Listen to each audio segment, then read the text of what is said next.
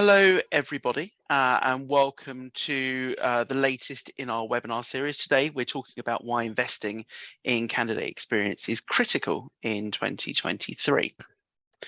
So, I am joined today by Ben Jackson, Managing Director of Cogency, and by Hugh Fordham, CEO of Holaroo. My name is Martin Redstone. I'm the advocacy lead here at Holaroo. Cogency and Holaroo have been partners for some time. Both organisations are very passionate about candidate experience, so we were very excited to come together to present this webinar to you today. And I'd just like to hand over to Ben just to give himself a quick one-line introduction. Yeah, thanks, Martin. So yeah, I've been kind of knocking around the recruitment world for 20-something years now, which is fairly terrifying. Yeah, set up Cogency about 3.5 years ago, and we do kind of all things around kind of recruitment transformation and technology transformation and process transformation and all that kind of stuff. So yeah, that's me. Lovely, thanks, Ben, and Hugh for the sake of our attendees. Not sure if I can do it in one line. I have been working in HR technology for, probably about more than 20 years, similar to Ben. I was going to joke later on that I started thinking about candidate experience when I had hair. I set up Holaroo in 2009, very much driven by wanting to build something around the candidate rather than the rather clunky and unwelcoming systems that existed out there. And yeah, since then we've been enhancing that and improving that, and as I say, always with this focus on candidate experience. That's great, thanks, Hugh. And as I said, my name is Martin Redstone. I'm the advocacy lead for Holaroo. I have been working in the recruitment industry for about 17 years with a focus on candidate experience throughout most of that. So just on to a couple of housekeeping items before we jump straight into the juicy stuff. So obviously, everybody that isn't a panelist is muted, but there will be a Q&A session at the end. There should be at the bottom of your screen a Q&A button. So if you do have any questions, feel free to pop them in there, and we'll keep an eye on those throughout the session if there's anything pertinent. If not, then we'll be covering them in a Q&A session at the end as well. The slides that we're going through will be emailed to you after the webinar. Yeah, if we don't get around to answering any of your questions, then we'll be in touch with you after the event as well. We will be recording this webinar, so we'll send out a copy of that as well. So without further ado, let's move on. So today we're going to be covering candidate experience and why it's important to be investing in that in 2023. So we're going to be covering the current state of candidate experience and why it's important, what the cost of poor candidate experience is with real life case studies on that, looking at measurable data and how we benchmark candidate experience, and understanding the balance of power between organisations and their candidates as well. And at the end, we'll cover off how to build a business case so that you can get board level attention when it comes to candidate experience. So the first thing we're going to do is we're going to be launching a poll. The first poll you will see on your screens in 2 seconds when I press the button is all about, are you measuring your candidate experience? So we're going to pop that up on your screen now, and you should then be able to vote. I can see those votes coming in already. Wow, speeding in. So it feels like Who Wants to Be a Millionaire with asking the audience here. Can literally see it on my screen whizzing along. So we're just going to give that a few seconds to come in through everybody that's on the call, on the webinar. Looking now. So we've got a handful more waiting to vote. They may not want to vote. That's absolutely fine. So we'll give it another 10 seconds just to let the rest of the votes come in. Here we are. They're all. Oh, everyone leaves it to the last minute. What's going on? Waiting to decide. waiting to Difficult decide. question. Absolutely. You know, when I was at school, I was trying to never spend time reading the question properly. So, so there we go. So we've got some people that are showing that. So the poll's been running for a minute now. So we're just going to end that and look through the answers. So I am not sure, can I share the results? Yes, I can. Excellent. So share the results. Hopefully you can see that in front of you, everyone. So really interesting. So are you measuring your candidate experience? We had 21 people answer. Half of them, just over half of them said yes. 19% said no. 10% said no, but we've got plans to do it in 2023. And 20% said we'd like to, but we're struggling to understand how we can measure that. Well, that's great, because we'll be talking about that a bit later on. Any thoughts on the results, Hugh, at all? I think what's positive for me is that if you count up the yeses and the people who are planning to do it and the people who'd like to do it, that's a huge majority, which is great. I think we saw it also in the level of response we got to the webinar. Is obviously this is something that is front and center in people's minds, which is brilliant. And yeah, so hopefully today's going to be really interesting. Yeah, absolutely. And Ben, any immediate thoughts on those results from you? Yeah, similar to Hugh, very encouraging actually, and yeah, I think as we get into the kind of the next section, you'll hear about kind of my kind of concerns about the kind of the way that candidate experience kind of works at the moment. But everything starts with measurement, doesn't it? You need to understand actually how good is the experience that you're providing, where are the areas where it's maybe not up to scratch, and then you can start to take action. So no, that's really good, really good start. Excellent, thank you very much. Well, that gives us a fantastic entry into our next section, which is over to you, Ben, to talk to us about the current state of candidate experience.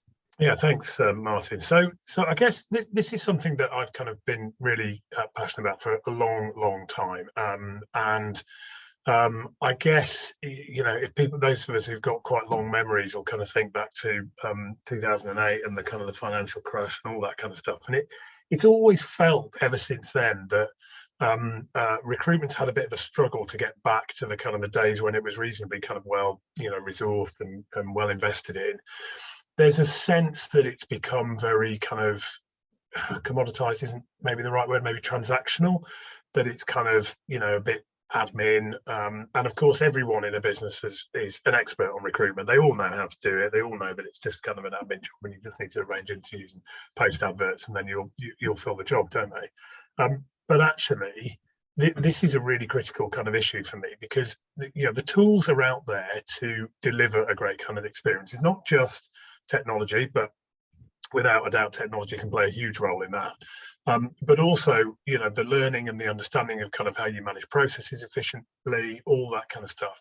We can do better than we're doing, definitely, as a kind of an industry as a whole, but it just feels that in a lot of the client engagements that where I'm talking to people about the technology that they're trying to bring in or improve, or the looking at kind of processes, the onus very often is on the internal side of things. It's how can we make life easier for our recruiters? And I'm absolutely on board with that. That's a really, really important and a good thing to do, because if you make their lives easier, that will have a positive impact on the candidate experience and everything else. But quite often, this kind of this candidate experience kind of agenda is something that people care about but can't do very much about. So I think that's a really important kind of way of starting this. And as we've seen lots and lots of research on this, we all know about review sites. We know that you can post things on Glassdoor, you can post things on Indeed, you can post things on social media and so on. The reputational impact of a poor candidate experience has never been greater than it is now. Yeah. We've got some really good stats that we've kind of looked at. We looked at some reports by Stard and CareerPlug, where they talked about kind of between 25 and 28% of candidates who'd had a bad experience saying that they've shared that negative experience, or they've actively discouraged people that they know from applying to roles. So you think about that, and that has a major impact on all the work that you're doing around employer branding, all the work that you're doing to make your processes efficient, to improve onboarding and everything else. So that's really important. And the third point here is around this kind of lack of visibility. I kind of get the sense that it's not really a board level agenda really at the moment. It's kind of our candidate experience, not really that bothered about that, and therefore that kind of drives some of those investment challenges. But of course the board, there's this dichotomy where the board don't care about it, and then when the COO's niece has a bad experience, and all of a sudden they're firing off emails to the Yeah. head of TA and everyone else. So it's kind of, well, do you care or don't you care? So anyway, that's kind of the state of it. And we did a little report, which you can find on our website, a little while ago, a couple of months ago, on some graduates that we'd recently spoken to, who'd been, over the course of the last year applying for jobs, and some of the stories that came out of it were terrible. So for me, this is a real passion thing, and I just hope that we can start to utilise the tools and the kind of the knowledge that's out there to improve the situation. No, that's great. I mean, it even starts with, you talk about the CEO and the dichotomy of his niece having, or her niece having a bad experience. But it also comes down to that simple thing of, have people in the TA team or have people in the C-suite actually applied for jobs at their own company, and experienced that experience for themselves. Because I think there's this breakdown of understanding of what candidate experience is, and also where it should be within the process as well. Yeah, absolutely. And I think candidate experience, if you talk about it just as experience, I think it can feel quite woolly to people who, let's face it, are very interested in kind of evidence and data and all that kind of stuff. And hopefully over the course of the next kind of 45 minutes or so, we'll show that there are ways of kind of building that business case using evidence, using data, to actually then turn around to some of these people and say, look, this isn't just a nice fluffy thing, a nice kind of thing to have where we're kind of treating people well and so on. There's actually a business imperative behind it. And I would just say, and just to kind of finish off, for me, there's all the business imperative, there's the data, there's the impact that you have on your employer brand, on the speed with which you hire people, things like that. But there's also kind of an ethical dimension to this, because it's really hard if you're constantly getting ghosted or you're not getting feedback or whatever. That can genuinely have an impact on people's mental health. It can have an impact on their self-esteem. And I do think that actually we need to think about things, especially at the moment with the whole world apparently in kind of chaos. We need to think about the kind of the impact that we're having on people, not just around the impact on our business as well. No, absolutely. I totally agree. So that's great, Ben. Thank you very much.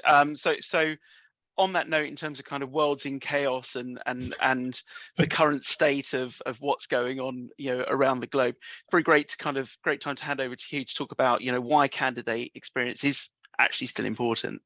Hugh, it'd be great to get your thoughts. Yeah, I mean, it's not really why it's still important. It's why actually this year it's more important than ever. I started talking about candidate experience and thinking about some of the more recent challenges in 2019, I think. So it was just before the pandemic, and at that stage I highlighted, there's 3 long-term things which are happening which we need to be aware of and we need to do something about. So the first one is demographics, which is basically the aging workforce, fewer young people coming into the workforce. So that's putting a squeeze on the number of people you've got to hire from.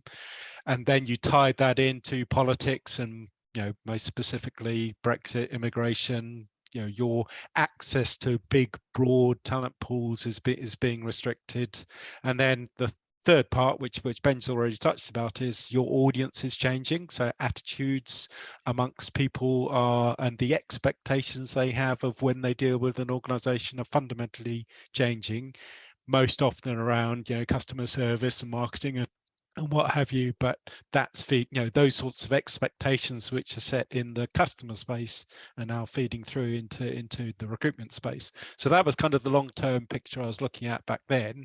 Then we had the pandemic, and obviously that was a hugely disruptive period, but I think it's had some quite fundamental impacts on recruitment. Obviously, everybody's talking about how much of the workforce we've literally lost. So people have dropped out of the workforce and aren't coming back. And then specifically with organizations, the number of companies I've been talking to that thought, I think, that they'd go through the pandemic, they'd get rid of everybody, and then once things picked up again, they'd just be able to hire them all back in again.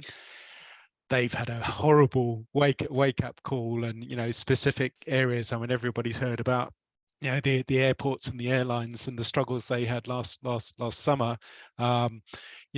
It's no longer the case that you can treat people however you like, and as soon as you want them back, they'll be happy to come back. And then there's now, so like I say, working out why 2023 is so important. And I think the really interesting thing is, it's no longer this slightly artificial last couple of years where people were sort of picking back up the slack, and it was a slightly strange environment, if I'm honest. We're now back into slightly more business as usual, a bit of uncertainty about where the economy is going to go, and I'm sure everybody who's involved in hiring is broadly being told your budget's going to be cut, or your budget's sort of going to be restricted. So being asked to do more with less. But if you look at organizations as a whole, there's other things which I think are quite interesting. So all of the disruption to supply chains, so the fact that we can't get tomatoes in the supermarkets, that's front and central in the CEO's mind or the board's mind. Oh my God, we've built our businesses on this just-in-time model with zero buffering between elements, and suddenly that's coming back to bite us. And then all organizations kind of feel as though they're on this roller coaster, and so they're being asked, we need to be more agile, we need to be able to respond to changes in demand and changes in what our customers want or what have you more and more quickly.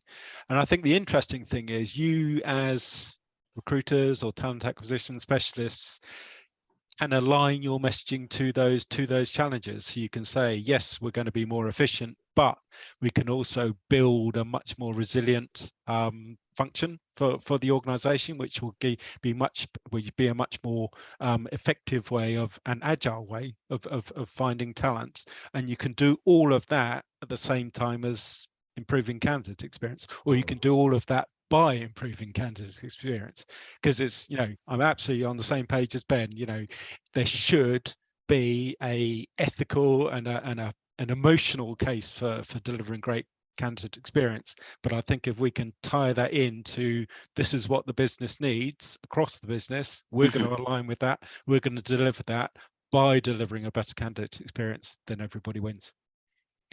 No, that's great. So ultimately, we know that the world is an absolute mess, but because of that mess, it's absolutely important to concentrate on candidate experience more so than ever. But you're saying kind of a great way of doing that is making sure that all of the goals of the organization are aligned all the way through from C-level all the way down to what your employer branding and your EVP looks like ultimately. I think that's totally fair.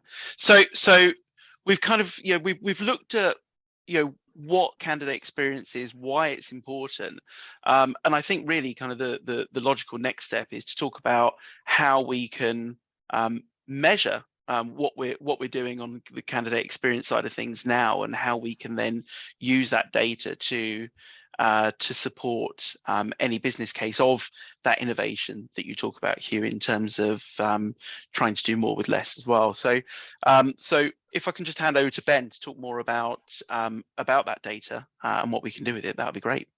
Yeah, absolutely. So, I mean, there's a lot of different things that you can do, and I obviously noting the fact that around about half of the people who have joined the webinar today are already kind of measuring it. Some of this will be kind of stuff that I suspect you're probably already doing, but some of it might be kind of beyond that. But yeah, I think the first thing is obviously you want to survey your candidates.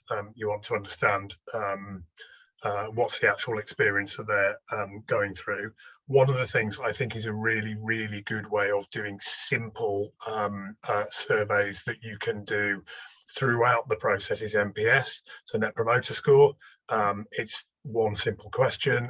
It's a really kind of defined methodology about how you kind of review that. So it's not arduous. It can be sent out, you know, in your ATS comms, things like that. So getting a sense of NPS, you know, again, thinking about your kind of C-suite, you know, they might be interested in, you know, your Glassdoor ratings or your ratings on Indeed or whatever. But if you can show them, you know, that there is a certain amount of sentiment or negative sentiment around the candidates that are coming into the organisation's kind of pipeline, that can be incredibly compelling as well. So looking at things like I don't know, rate my placement, or looking at social media. So there's some amazing social listening tools that you can potentially use. Interestingly, one of them is HubSpot. So if your business, excuse me, uses HubSpot as a kind of a CRM, you can use their social listening tools and kind of plug into that. So there's all this kind of good stuff. I think looking at your recruitment data as well is incredibly important. So where are people withdrawing from the process and why are they withdrawing? And understanding and targeting messaging to those candidates to understand why they've kind of withdrawn, and also of course declines, reneges, and so on. So if you think about kind of all those different things, you can start to build a really data-driven, really evidence-driven picture as to where, you know, where things are potentially going wrong, and then start to build your business case. Yeah, no, absolutely. I totally agree, and I think that, you know, data is the real driver for creating that business case. But if we take a look at some real life results, Hugh, for some of the people that that you've worked with over the course of your career, and also obviously recently with Holaroo, what have you seen in regards to the impact of investing in candidate experience? Yeah, so I'll get onto that in a second. I just wanted to add a couple of things to Ben's points, and one of the things I think is, yeah, and certainly this is, you know, one of the drivers from Holaroo is this idea of building relationships with people outside what we would consider to be the classic recruitment process, which is somebody applying for a job and ultimately accepting an offer. And I think I would say there's lots of invisible impact. So there's the person who doesn't apply in the first place, and why didn't they?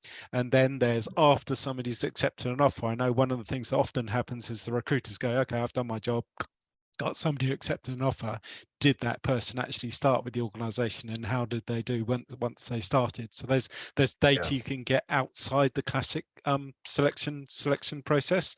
And I think especially for that first one, for the people who don't apply, I think there's lots of value in benchmarking. So basically comparing yourself to similar organizations who are recruiting similar sorts of people.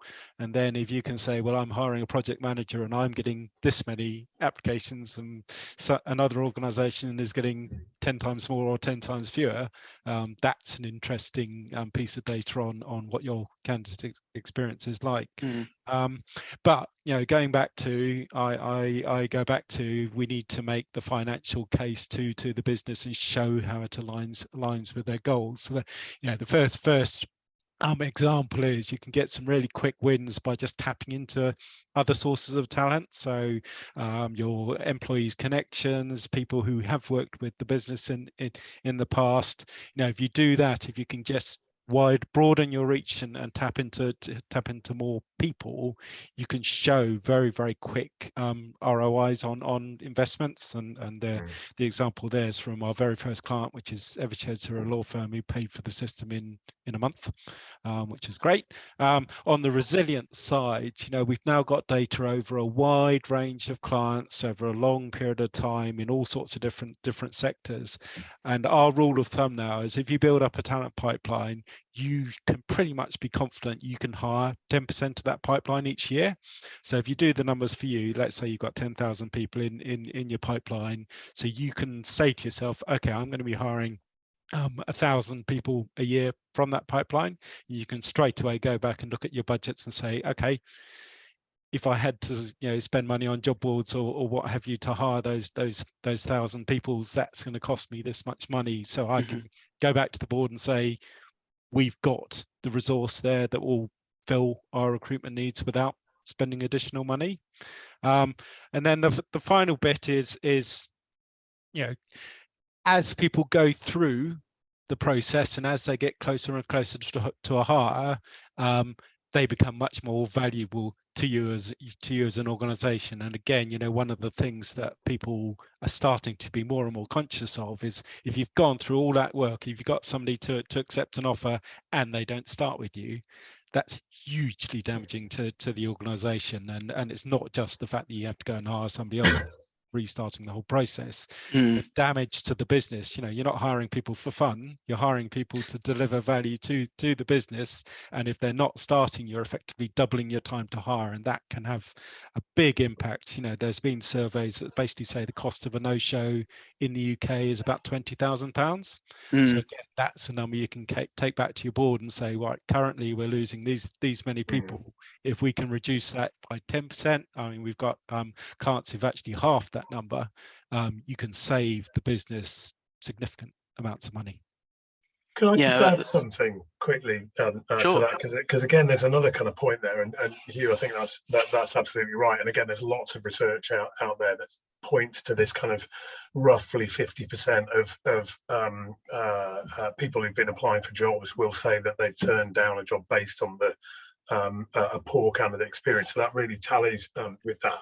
But while the physical cost is huge as well, there's also a significant impact on the recruitment team themselves, because if they're seeing all that hard work go to waste because people are declining the offers because they've had a crummy experience, and it's not within the capability or the capacity of the recruitment team to actually do anything about that experience because they don't have the investment, they don't have the tools, etc., then you end up with a really negative cycle where the recruiters are just feeling miserable about everything. They feel like they're working for with no point, and you start to create this horrible kind of negative multiplier where the experience is poor, but it's getting worse because you've got demotivated recruiters as well. So it's kind of, again, that isn't the kind of the financial case, but it's a really, really important one. And I would say when you're assessing candidate experience, also survey your recruiters and understand what the recruiter experience is and how that correlates with the candidate experience that's being provided.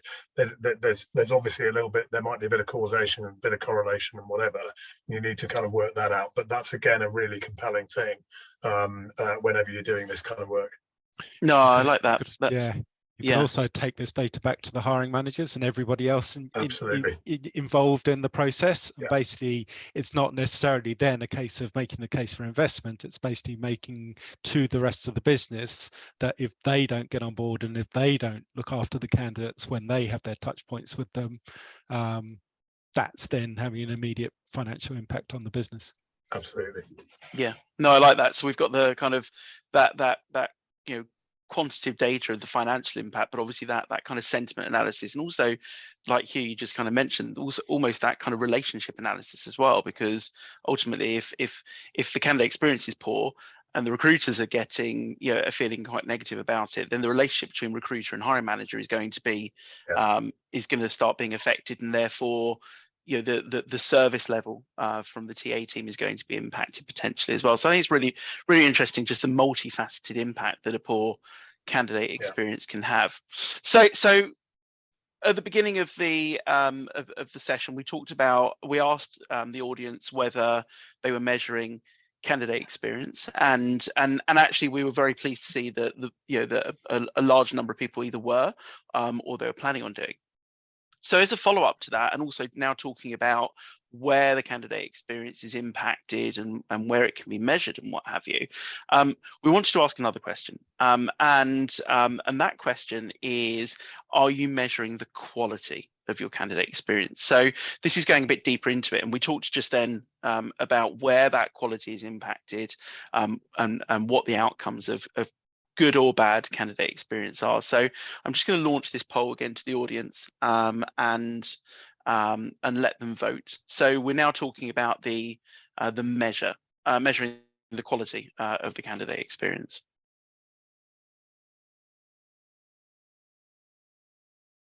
Okay, so we've been running the poll for a minute now, and we've got great response here actually. So I'm just going to end the poll, and I'm going to share the results with everybody so we can see this. So are you measuring the quality of your candidate experience? 44% have said yes, they are. 17% have said no. 10% have said, or 11% have said that no, but they plan on doing it in 2023. And interestingly, 28% saying we'd like to, but we're struggling to understand how we can. Well, hopefully we're helping those people on this webinar. So some immediate thoughts on those results, Ben. What are you thinking when you take a look at these? Yeah, I think it's again, I mean, there's some encouraging kind of trends there, aren't there? That I think there's a lot of people who do care about this and who do want to measure it. I think at the point at which you've gone from simply a kind of a basic measurement of trying to determine whether or not it's good, actually going deeper into it, measuring the quality of it, measuring the kind of the candidate experience at different stages, for example, becomes a little bit trickier. One of the things that we've done with our candidate experience survey tool is we've also broken it down by different audiences. And that's another really important kind of measure of the quality, because not everyone experiences your process in the same way. So different people from different backgrounds or with different capabilities or whatever it might be may experience things in a different way. And it's also about trying to get that real granularity to be able to say, okay, male candidates experienced it in this way, but female candidates actually experience it in a different way, because everyone's different. So yeah. Interesting. Okay, well, hold that thought, because we're going to talk about benchmarking in a few seconds. Okay. So I think that I think we can really dive into that subject a little bit more actually, because that's really interesting. Hugh, any thoughts from you on the results of this poll before we jump on to the next subject? I'd only say that's quite a broad question. And how do you measure, what's quality? Is it that people are happy? Is it that they go through to the next stage in the process?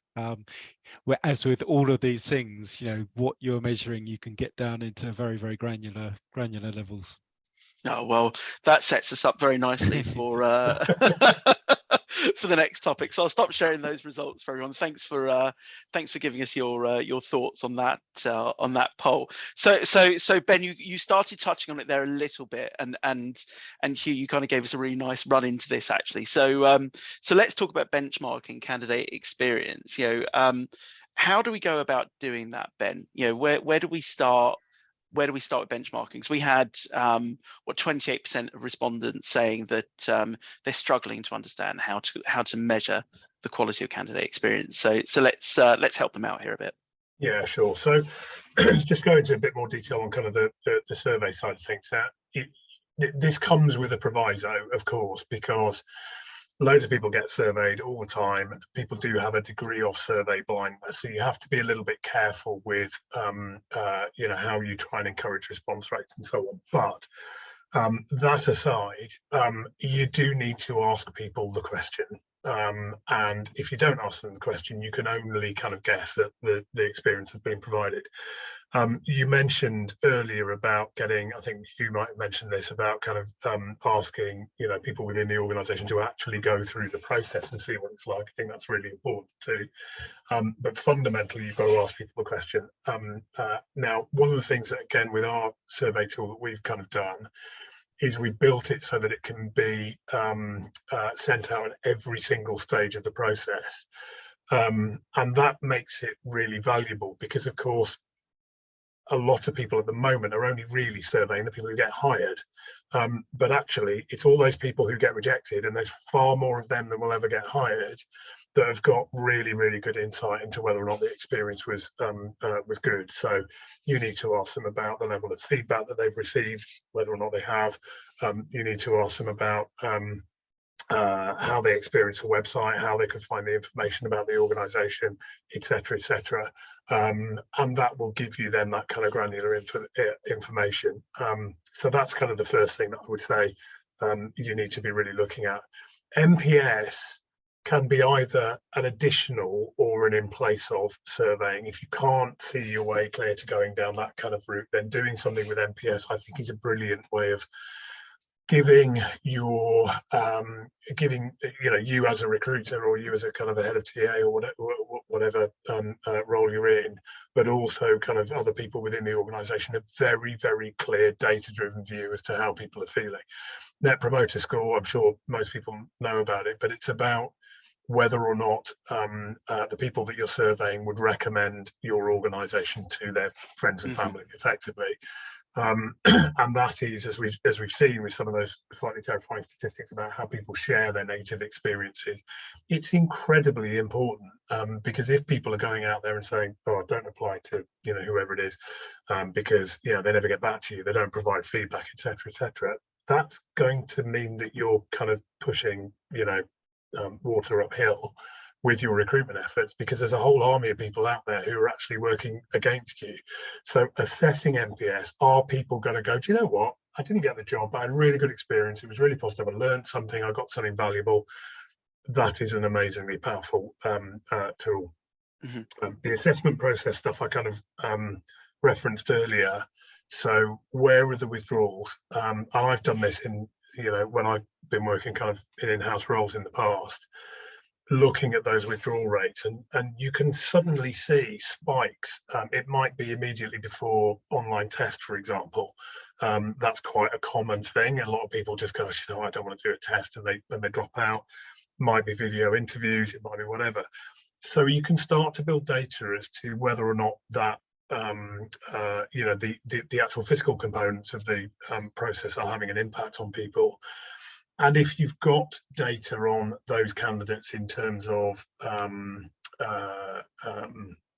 neurodivergence, for example, or things like that, that can then also be kind of tallied with that to give you a real sense of whether or not you're having an impact on specific groups.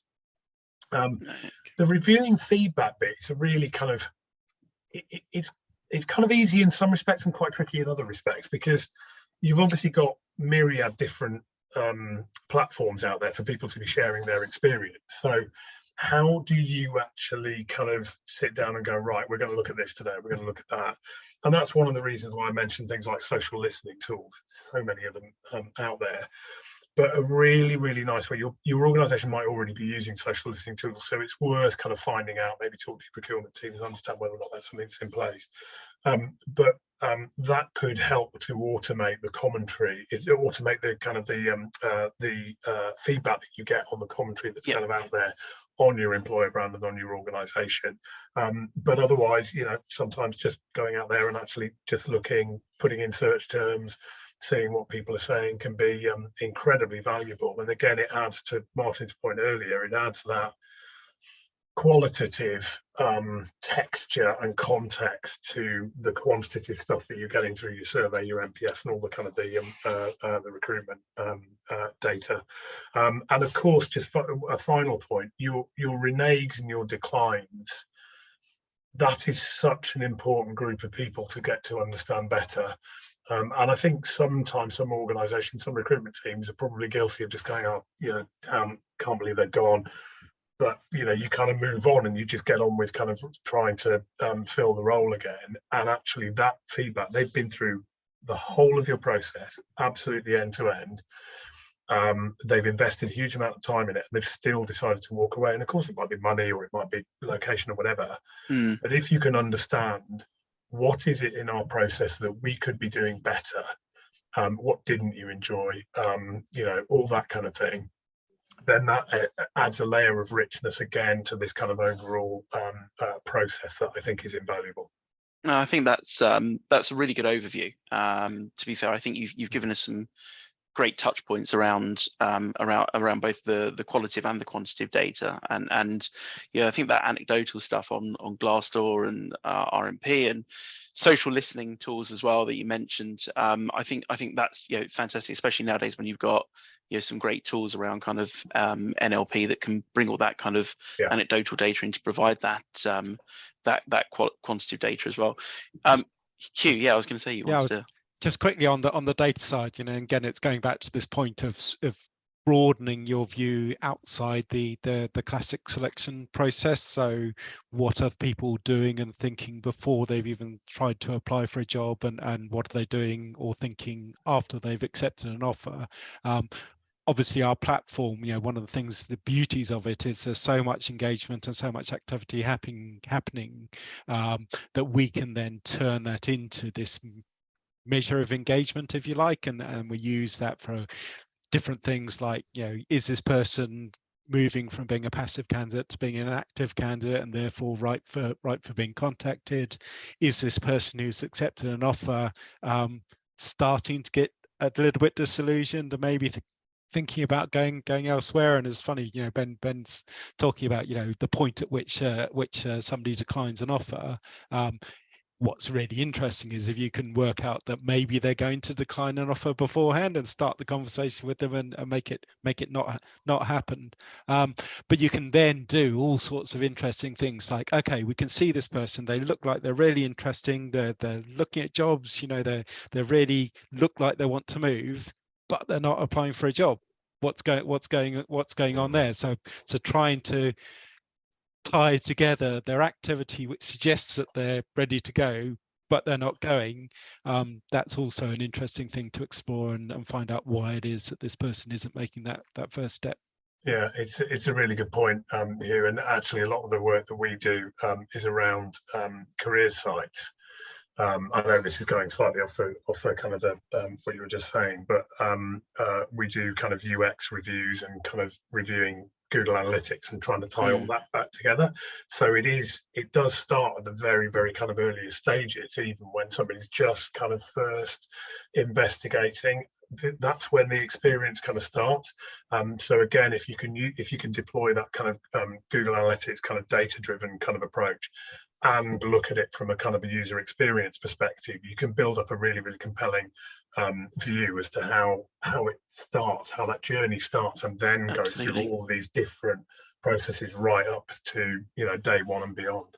Absolutely, and I totally agree, and I think that kind of proves what we were saying earlier about how many touch points there actually are within the experience, and ultimately the experience starts before somebody's even a candidate, because when do they become a candidate? When they kind of really apply for the job. So ultimately the experience starts way before that, and so that just proves just how many touch points there are, and actually that kind of takes us into quite nicely into kind of the next conversation topic, really. So we've looked at the touch points, we've looked at the data, we've looked at how we can benchmark and what the potentials are for improving candidate experience or not.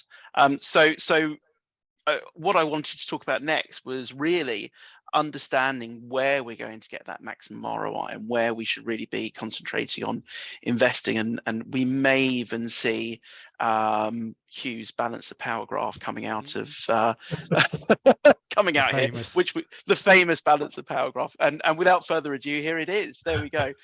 So Hugh, why don't you talk us through understanding what that balance of power is and where we're going to see kind of maximum ROI impact? Yeah, so this is, again, going back to the business and making the business case and getting the investment to change things or improve your processes or improve your candidate experience. And with the best will in the world, I think it's unlikely you're going to be given a blank check to just say, go on, knock yourself out, improve everything. That'd be lovely. Yeah. and even in the wonderful case where you did have that blank check, you have finite resources in your organization, and it would be up to you to decide, okay, where do we start? Where do we focus on to begin with? And so obviously I've been thinking about this for a long time, and that's when I came up with this idea of the balance of power between the candidate and the organization. And broadly, the idea is, before somebody's made an application, all of the power sits with the candidate, because you don't know anything about them, and the only way in which you can start to understand them and see whether they're a good fit for the organization is to have them make an application to you. So everything sits with the candidate. It's entirely up to them what they apply for. It's all with them. But then the moment they apply for a job, suddenly the balance of power shifts to the organization, because you now know that they're interested in you, and it's your whole process is working out whether you're interested in them. And it can be, it's pretty brutal when you first start, because you've got loads of applications, and let's be clear, that has to be quite a fast, efficient, relatively brutal process to get that number down to a manageable level. And then as you go through the process, perhaps the balance of power is shifting back to the candidates a little bit, because as they go through the process, you're getting more and more interested in them. And this is what I meant, earlier on when I was saying, the hiring managers are actually keen, because the number of hiring managers I've worked with who don't realize that it's not just about them selecting a candidate, it's about the candidate selecting them as well, and getting that understanding that it's a two-way process. So it gradually shifts over time. And then the other big step change is when you make an offer to the candidate, and instantly the power's back in the hands of the candidate, because they know you're interested in them, but they may have other offers on the table. They will almost certainly have their organization making a counter offer. So basically they've got all these people desperately scrabbling to entice them to join, and it's basically up to them which one they choose. So I kind of say, if you're thinking, where are the 2 points where you're going to get the maximum impact, it's those 2 points where the candidate has all the power. So it's before they've applied for a job, and it's after they've accepted an offer.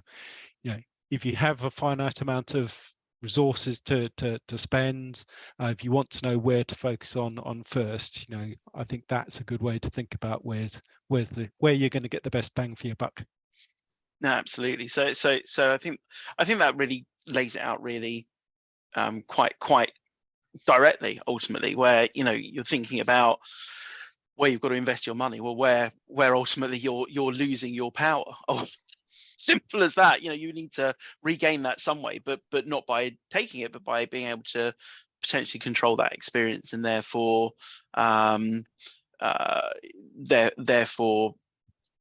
helping people kind of make that right decision through their own kind of power, I suppose.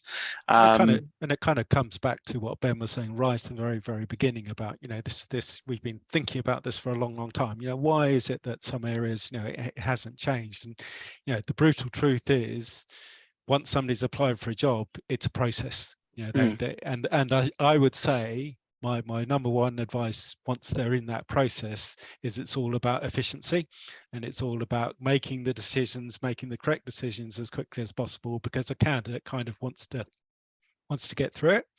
But it's outside that process driven part where you can start to think about more higher level engagement and relationship building and what have you. Interesting. No, thanks, Hugh. I think that gives everyone a bit of food for thought, actually, because you don't really think about it in terms of that kind of power distribution, and where people have not the upper hand, but ultimately where the decision making is in different people's hands. Ultimately, I don't think many people think about it in that way. So I always love that graph, actually, from that perspective. It really lays it out quite simply. So we've got to the point where we know what we're looking for data. We know what it means to provide a good candidate experience, where we need to provide that candidate experience, and how to decide that from a data perspective.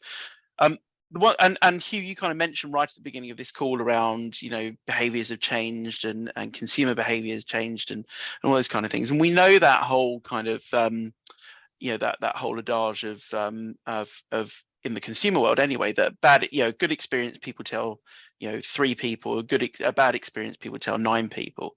So thinking about that, kind of those statistics, I thought it was quite interesting for Ben to kind of talk about a little bit more deeper around the experiences of the data around bad experiences, just as a kind of a final thought on this webinar, so that people understand really quite specifically what it means to provide a bad experience, which we don't want to do, but we have to understand what the impact of that absolutely is.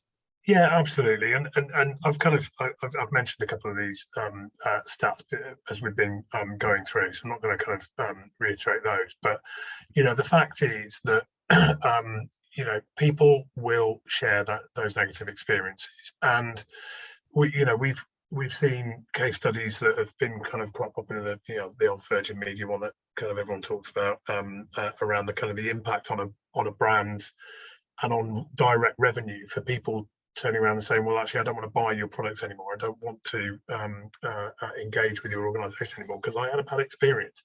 And what we're talking about here is somebody's ability to go out there and kind of make money and pay for their home and support their family and do all that kind of stuff. That's what jobs are. They're not just about pursuing a passion project or doing whatever.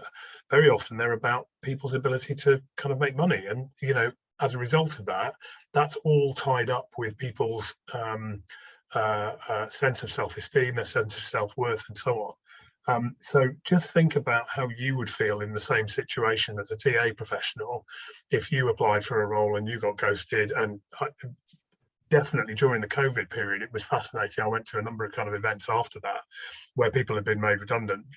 TA professionals have been made redundant and said, I didn't realise that the experience of applying for a job was as bad as it actually is.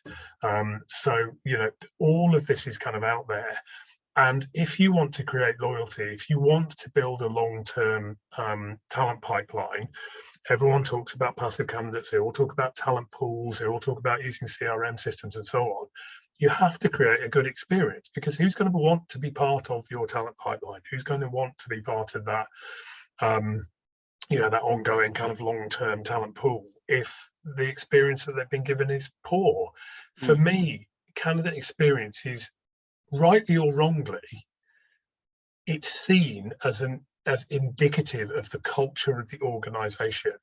And I say rightly or wrongly because it could just be that the recruitment function isn't working terribly well, or you've got Taleo, God forbid, or whatever it is that is kind of impacting on your candidate experience. But a lot of people see that as a proxy for the experience that they're going to have when they join the organisation.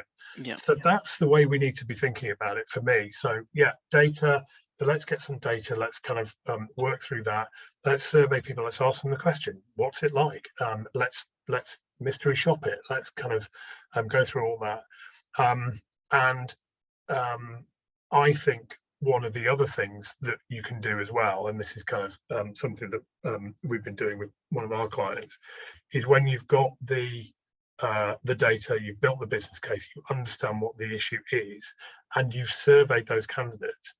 Go back to the candidates in 6 months' time or a year's time when you've improved things. And okay, maybe a lot of them won't be interested and so on, but actually kind of tell them what you've done to improve things so that people can actually see that it's a genuine commitment, rather than, again, in Hugh's kind of balance of power thing, you asking the candidate or the ex-candidate to give you more stuff that then won't have any kind of bearing on them. So anyway, I'm kind of going off on one, but as you can tell, I'm quite passionate about all this. No, but that's really interesting. Yeah, I was just going to say, benchmarking over time is really important. So if you are thinking of making changes, if you get that baseline benchmark, and then you make a change in a particular area and see what the impacts are, if you can do that in a phased approach over time. So we did work like this again on the onboarding side, so the post offer side, where we implemented different ways of engaging with the candidates in 3 phases, and we could literally see, okay, this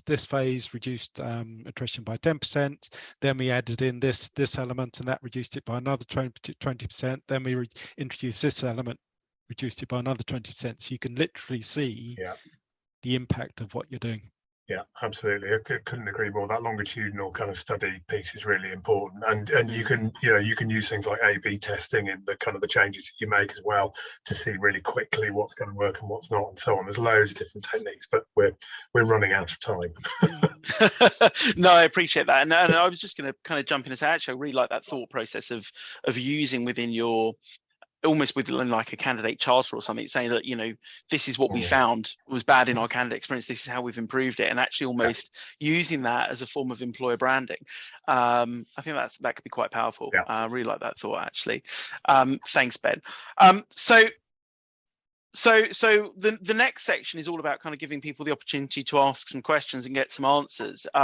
We haven't had any questions that I've seen come through during the call. So everybody's been so fascinated that they've forgotten to put any questions into the section. So I'm just going to kind of put a hold on things just for a few seconds, just to see whether we do get any last minute questions coming in. However, for the time being, I thought it'd be worthwhile just mentioning that Holaroo and Cogency have come together to create a white paper, obviously called The Cost of Poor Candidate Experience, and ultimately it's a white paper that puts down on paper the subject and discussions around this webinar. So we're going to be launching that in the next couple of days. So we'll make sure that the people that have attended this webinar are going to be the first people to receive that white paper as well. We have just had one question come in from Michelle Smith. She's asking, do you have any statistics or evidence of the impact on wider employee engagement and satisfaction levels of the high renege rates? Interesting. So this is asking, if people are getting, renege rates post offer, is there that additional impact beyond financial cost impact and the impact on recruiters? So do we see that impact on the wider employee experience? Hugh, have you got any thoughts on that at all? Yeah, well, I'd start by saying, the impact on the business. So imagine you've got a project team just about to start work on something, and one of the people that was going to be working on that project doesn't turn up. That then overloads the existing team and or delays the project. So I imagine that there would be an interesting intersection between that happening very, very often and